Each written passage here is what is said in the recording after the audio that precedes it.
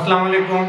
अबरार रशीद आपकी खिदमत में एक मरतबा फिर हाजिर और आपसे रिक्वेस्ट कि अगर अभी तक आपने चैनल को सब्सक्राइब नहीं किया तो इसे सब्सक्राइब कर लें, जो बेल आइकन है उसको प्रेस कर दें और अगर आपको वीडियो पसंद आए तो लाइक के बटन को भी पुश कर दें। आपका बहुत बहुत शुक्रिया। दो तीन खबरें हैं, मुख्तसरन खबरें भी आपको बताऊंगा और उनका मुख्तसर सा तज्जिया भी आपकी खिदमत में पेश करूंगा। सबसे पहले ये कि वज़ीर-ए-आज़म इमरान खान 23 अक्टूबर को सऊदी अरब के दौरे पर जा रहे हैं। ये दौरा सरकारी नौइयत का है। वहाँ पर एक मिडल ईस्ट ग्रीन इनिशिएटिव के नाम से एक कॉन्फ्रेंस हो रही है, उसमें वो शिरकत करेंगे।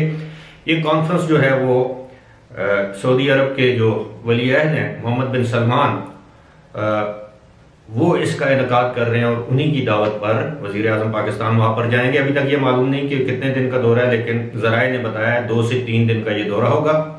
इस दौरे के दौरान वो आला सऊदी हुकाम से भी मुलाकात करेंगे वज़ीर-ए-आज़म हमारे, और वहाँ पर मौजूद पाकिस्तानियों और ख़ास तौर पर जो बिज़नेस कम्युनिटी है उनसे भी मुलाकात करेंगे। इस दौरे को ख़ास अहमियत दी जा रही है। दूसरी खबर जो है वो ये है कि अब इस वज़ीर-ए-आज़म के दौरे पर तो उसी वक्त तबसरा किया जा सकता है जब ये दौरा मुकम्मल हो जाएगा, ये कितना कामयाब था या नहीं। अलबत्ता अहम बात यह है कि सऊदी अरब के सरकारी दौरे पर वज़ीर-ए-आज़म जा रहे हैं।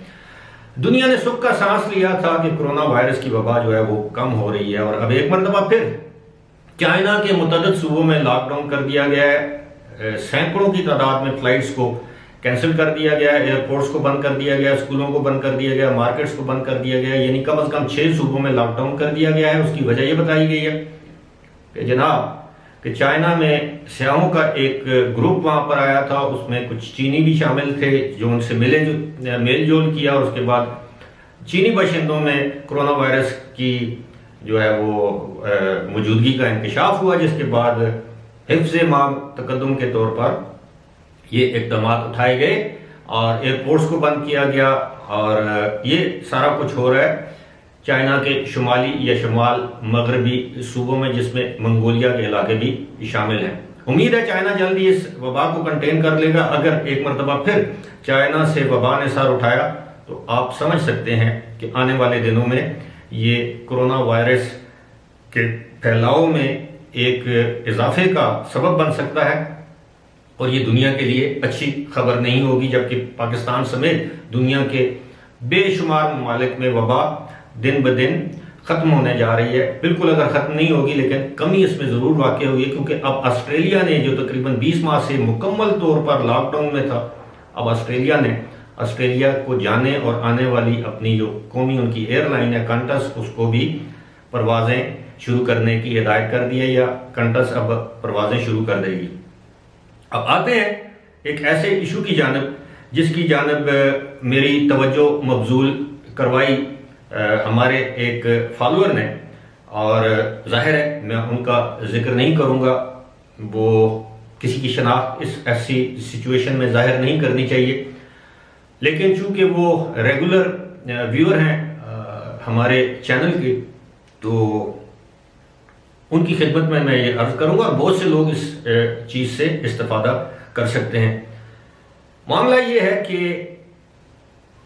यूएई में मैं इतना कह सकता हूं कि एक पाकिस्तानी हमारे भाई मुबैना तौर पर, जिसको अंग्रेजी में एलिजिडली कहते हैं, मुबैना तौर पर पहले पुलिस एहलकार से उलझे और उसके बाद उन्होंने उस पुलिस एहलकार को रिश्वत ऑफर की, जिस पर पुलिस एहलकार ने उनके खिलाफ 2 मुकदमात बना दिए। एक मरतबा वो अरेस्ट हुए, वो जेल चले गए, उसके बाद उनको 10 या 15 दिन के बाद रिहाई मिली अगली पेशी तक, और उनके हाथ पर एक मॉनिटरिंग या ट्रैकिंग डिवाइस लगा दी गई ताकि वो कहीं फरार होने में कामयाब ना हो जाएं। अलबत्ता दूसरी पेशी पर उन्हें दोबारा गिरफ्तार कर लिया गया और इस वक्त तक वो जेल में हैं। अब उनके खिलाफ बाकायदा मुकदमे का आगाज कर दिया गया है। अब जब मैंने ये कहा कि मैं शनाख्त जाहिर नहीं कर सकता, उन साहब का ताल्लुक पाकिस्तान के किस इलाके से है मैं ये नहीं बता सकता, क्योंकि ये मेरी इखलाकी जिम्मेदारी है। मुमकिन है, ऐन मुमकिन है वो साहब बिल्कुल बेगुनाह हो, मुमकिन है शायद उन्होंने ऐसा किया हो जिसका उन पर इल्ज़ाम है। एक चीज मैं आपको पहले तो ये बताऊंगा कि रिश्वत देने और लेने पर यूएई का कानून क्या कहता है, लेकिन एक चीज मैं जरूर आपकी खिदमत में अर्ज करूंगा कि पाकिस्तान के बरअक्स, यानी पाकिस्तान में तो ऐसा हो सकता है कि किसी पर झूठा इल्जाम लगा दिया जाए, लेकिन यूएई में ऐसा मुमकिन नहीं है, क्योंकि वहां पर जितनी भी अदालतें हैं वो शवाहिद की रोशनी में फैसला करती हैं।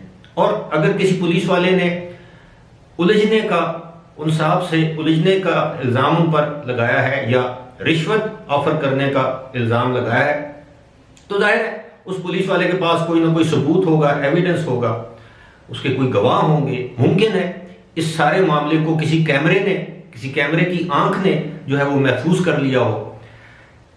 और मैं समझता हूं कि यूएई की अदालतों से आपको इंसाफ की तवक्को होनी चाहिए और वहां पर अदालतें इंसाफ देती भी हैं। ऐसा हरगिज नहीं है कि पुलिस वाले ने अगर आप पर गलत इल्जाम लगाया है तो आपको सजा होगी। मुमकिन है उस गलत इल्जाम की पादाश में उस पुलिस वाले के खिलाफ कार्रवाई हो, या गलत इल्जाम या झूठा इल्जाम लगाने वाले किसी और शख्स, वो अगर वो साबित नहीं कर सकता तो उसके खिलाफ कार्रवाई हो, और जिस पर इल्जाम लगाया गया है उसको बाइज्जत बरी कर दिया जाए। और यह भी मुमकिन है कि जिस शख्स पर इल्जाम लगाया हो उसने बेगुनाही के बावजूद जेल काटी है, तो मुमकिन है इल्जाम लगाने वाले को यह कहा जाए कि तुम इसको इतने हजार या लाख दरम हर्जाना दो।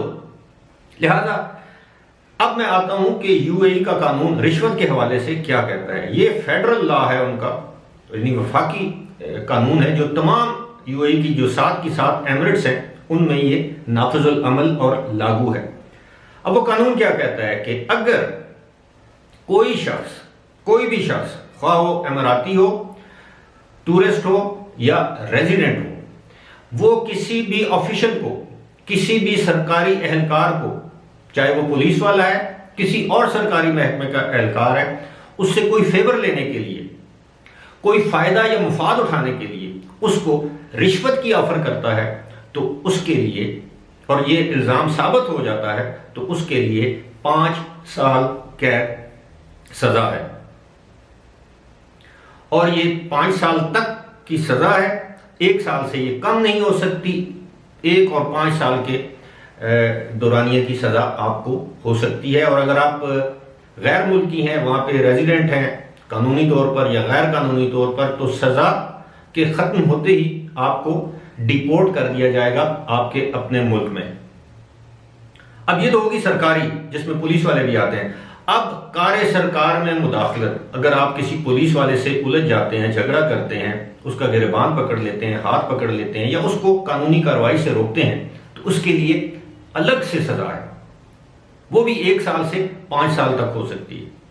अब आते हैं कि अगर कोई शख्स किसी प्राइवेट निजी कंपनी को रिश्वत ऑफर करता है, तो बज़ाहिर कानून यह कहता है कि रिश्वत ऑफर करने वाले को शायद सजा ना मिले, उस पर जुर्माना हो जाए, लेकिन जिस शख्स को रिश्वत दी गई है और उसने रिश्वत कबूल कर ली है और वो पकड़ा गया है, तो उस शख्स, अगर आपने किसी को 1000 दरम रिश्वत दी, किसी ट्रैवल एजेंट को, किसी भी प्राइवेट कंपनी वाले को, या 1000 दरम मालियत की घड़ी दे दी या 50,000 मालियत की गाड़ी दे दी, तो जितनी मालियत की आपने उस शख्स को रिश्वत दी है और उसने कबूल कर लिया है, ना सिर्फ उससे वो रकम वापस ली जाएगी, वो गाड़ी वापस ली जाएगी, जो भी आपने रिश्वत में दिया है, या घड़ी वापस ली जाएगी, बल्कि उस गाड़ी की मालियत या वो रिश्वत की जो मालियत है, अगर आपने पैसे दिए हैं तो उन्हीं पैसों के बराबर उस पर जुर्माना आयद किया जाएगा। इस पर कैद नहीं है। एक चीज और, अगर एक पुलिस वाला आपसे रिश्वत ले लेता है और आपको फेवर दे देता है, आपके साथ कोई एहसान कर देता है या आपको छोड़ देता है, और ये बात उनके नोटिस में आ जाए, तो फिर रिश्वत देने वाले को भी 5 साल कैद, और रिश्वत लेने वाले पुलिस ऑफिसर या किसी कोई भी सरकारी एहलकार है उसको भी 5 साल कैद, और उसकी तो नौकरी भी खत्म हो जाएगी, और जो देने वाला है वो जाहिर है 5 साल कैद, अगर गैर मुल्की है तो उसको डिपोर्ट किया जाएगा। लिहाजा मेरी आपसे दरख्वास्त ये होगी कि अगर आप यूएई में हैं, खुदा न खास्ता आपने कानून शिकनी कर दी है, तो आप उसको फौरी तौर पर कबूल कर लें, मान लें कि जी हाँ मुझसे गलती होगी। हो सकता है अदालत या वो मुतलका महकमा या पुलिस एहलकार आप पर रहम या तरस खा दे। लेकिन अगर आप अपने जुर्म को भी नहीं मानेंगे और जुर्म आपने किया भी और आप पर साबित हो जाएगा, तो फिर आपको ज्यादा से ज्यादा सजा का सामना करना पड़ सकता है। इसलिए आपसे दरखास्त है, सबसे पहले तो ये कि आप दयार गैर में अपने मुल्क के सफीर होते हैं, चाहे किसी मुल्क के भी आप शहरी हों, कानून को अपने हाथ में ना लें कभी भी। और दूसरी बात यह है कि अगर वहां पर पुलिस वाले ने अगर आपको रोक लिया है तो आप उससे इल्तिजा करें, रिक्वेस्ट करें कि वो आपको मामूली गलती है तो छोड़ दें। ऐसा ना हो कि आप उससे उलझ जाएं या आप उसको कहें कि जी पाकिस्तान की तरह ये लो 500 दरम, ये लो 1000 दरम और मेरी जान छोड़ो। ऐसा वहां पर मुमकिन नहीं है।